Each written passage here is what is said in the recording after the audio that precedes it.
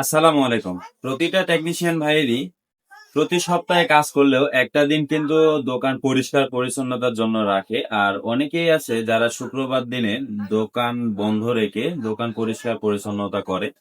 ঠিক তেমনি আজকেও আমারও আজকে শুক্রবার। আর আপনারা দেখতেই পাচ্ছেন যে আমি বর্তমানে দোকানে আমার কাজের যে টেবিলটা এই টেবিলটাকে পরিষ্কার করলাম, পাশাপাশি দোকানগুলোর একটু মালামাল কিংবা রেক গুলা একটু পরিষ্কার পরিচ্ছন্নতা করলাম। তো যাই হোক, আলহামদুলিল্লাহ সপ্তাহে 7 দিন, তার মধ্যে 6 দিন আমরা কাজে ব্যস্ততার মাঝে থাকি। আর একটা দিন অন্তত সময় করে কিংবা সময় বেছে নিতে হয় যে দোকান কিংবা কাজের যে টেবিল এই টেবিলটাকে পরিষ্কার পরিচ্ছন্নতা রাখার জন্য। তো দেখতে পাচ্ছেন আলহামদুলিল্লাহ সকাল থেকে অলরেডি কিছু কাজ জড়ো হয়ে গেছে। আর শুক্রবার এক দুপুর অর্থাৎ সকালবেলা নামাজের আগ পর্যন্ত আমি দোকানে কাজ খুব একটা কম করি। আর এছাড়াও আজকে খুবই একটু ব্যস্ততার মাঝে সকাল থেকে যদি একটু বিষয়টা ভালো করে দেখাই আর কি। তো চলুন।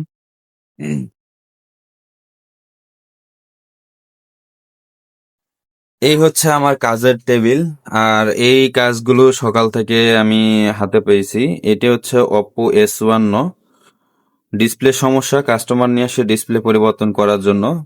তো কাস্টমারকে বলছি যে নামাজ পড়ে এটাকে রেডি করে দিব ইনশাআল্লাহ। আরেকটি ফোন আসছে Vivo 91 Y91। এই ফোনটির সমস্যা, ফোনটিতে নাকি চার্জ হচ্ছে না। তো এটাকেও রাখছি, পরে কাজ করব। আর এই যে ফোনগুলো সাজানো আছে এই ফোনগুলো পুরাতন ফোন।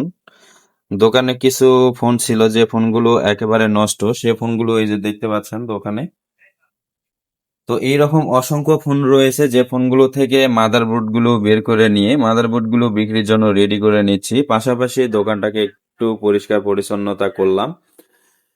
এই পাশে যে রেকটি দেখছেন এটি হচ্ছে আমার দোকানের অবস্থান। আর রেকগুলো একটু পরিষ্কার পরিচ্ছন্নতা করলাম, মাল পানিগুলো হালকা পাতলা গোছগাছ এবং সাজগোছালো ভাবে রাখলাম যাতে একটু দেখতে সুন্দর লাগে। আর শুক্রবার দিনে কাজের তেমন একটা চাপ হয় না, আবার যখন হয় অনেক পরিমাণের কাজই হয় আলহামদুলিল্লাহ। তো আপনাদের কি অবস্থা এবং আপনাদের কেমন কাটতেছে দিনকাল অবশ্যই কমেন্ট বক্সে জানিয়ে দিবেন।